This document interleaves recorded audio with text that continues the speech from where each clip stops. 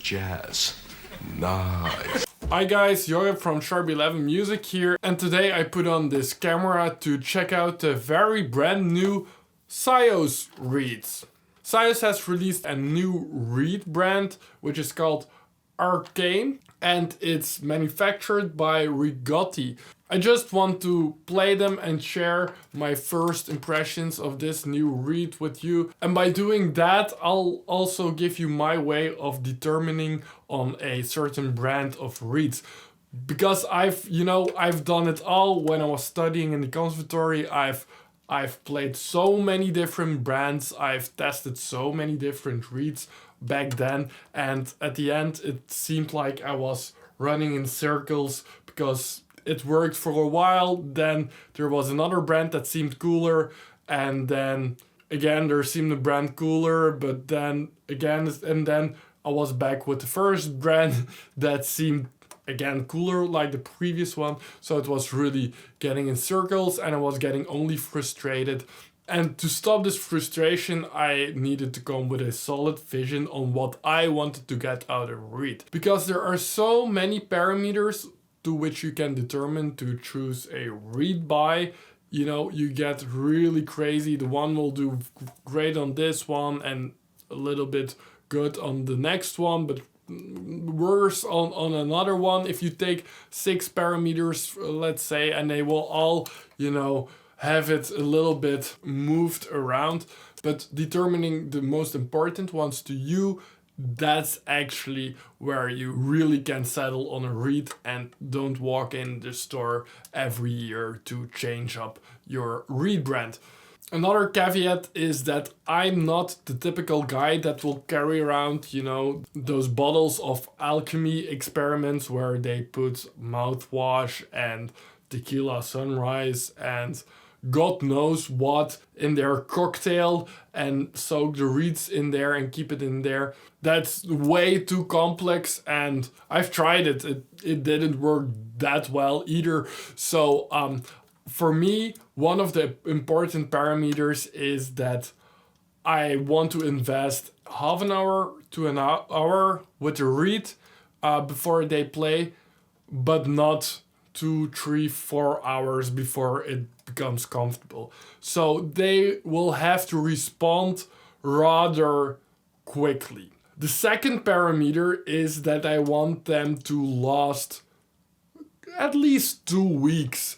I've played, and this is already a first thing I had with the Rigotti reeds, which is the same manufacturer on Syos, but let's see, is that they played great, but for me they were at most 4 to 5 days at their complete top, so that was a little bit getting too expensive.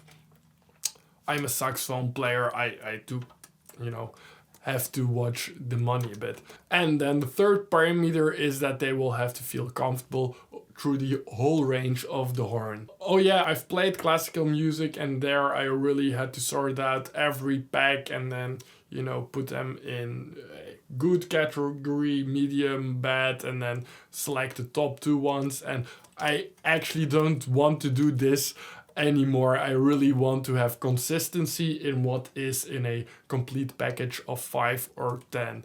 So I will put every reed on my mouthpiece and only probably once a half year if a reed is really not working well and after 3 days it's still not working well, then I'll just get rid of it a bit sooner. That's it. So the bottom line, my most important factors are they need to be comfortable and they need to be consistent. That second one is key for me.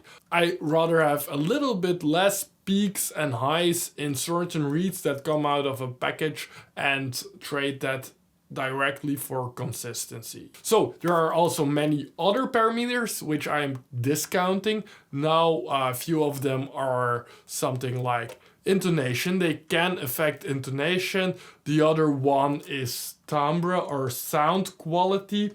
But for me, your sound comes way more from the person playing it, and that's probably 80%, and then 15% is something like the mouthpiece, and maybe 5% is the reed. So I don't get carried away by that. And versatility and a rich sound, well, it mostly translates back to the feeling comfortable with the reed. If it feels comfortable, it's because it sounds, you know, full and rich. That being said, let's play this one a little bit and let's see also if it matches to what they're advertising.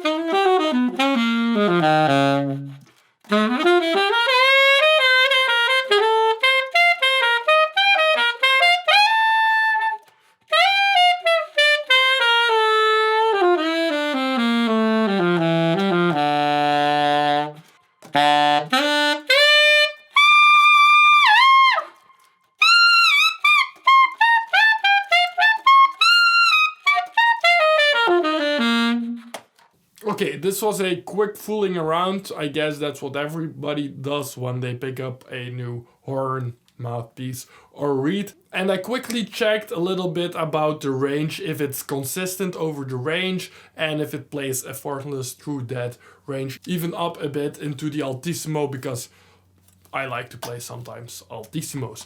And the first impression on that is very good. It really plays effortless. To me, it plays really easy. I've been playing this reed, by the way, 15 minutes before I turned on the camera, so actually when I put it on, it worked immediately, which is a big plus for me. I like when reeds work and not, you know, are stuffy for 3 hours before they start to kind of resonate. The word that comes to mind is that it's pretty light. I mean, it might as well be quite light to what I usually play. I normally play the Van Doren Blue Box Strength 3, which is quite a hard reed, but I do like that resistance, you know. And this is a 3 as well, but it feels a little bit softer.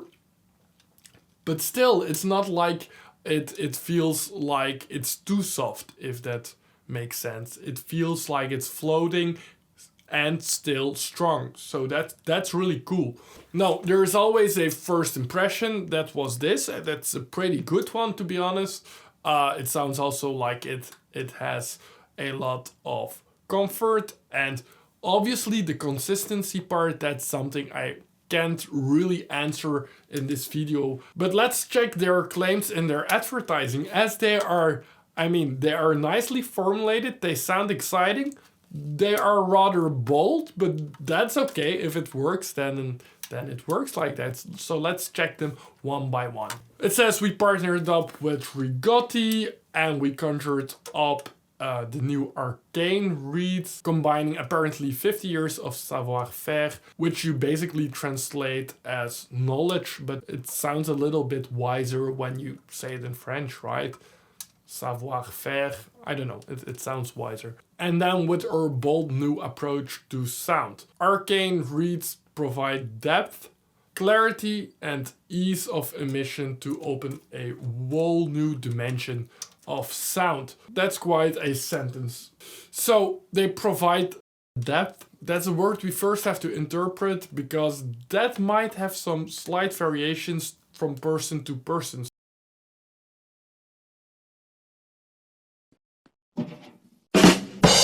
How I read that depth is that it has the complete scale of sound, so from subs, low frequencies into the mids and the highs, and it's well balanced. And depth also in the second part means to me that you really can have a good expressive sound, that it's easy to be very expressive, soft, loud, differences in attack and all that kind of stuff. That's also what I think gives depth to music. So there is no better way to try depth by playing a ballad-like piece. So I'll take one of my own compositions on the Sharp 11 Electric Band's album, which is a ballad, and I'll play a little part of the melody and also a little bit into the solo to see if this works.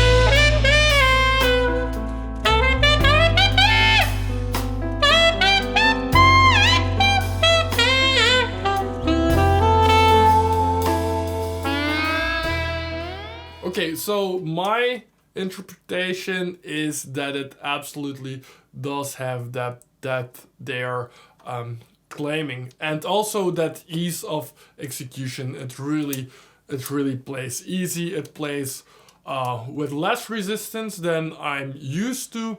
That's also something you really need to decide, because that's a taste thing. You know, some people really like a lot of resistance. I am one of those people that does like a bit of resistance. If it goes too easy, some of the reads, you know, then I kind of feel like I'm not getting the sound I want to get out of it. But I think this read has a nice combination of all of that. It's easy to play. It has a very easy approach. It articulates very well to me.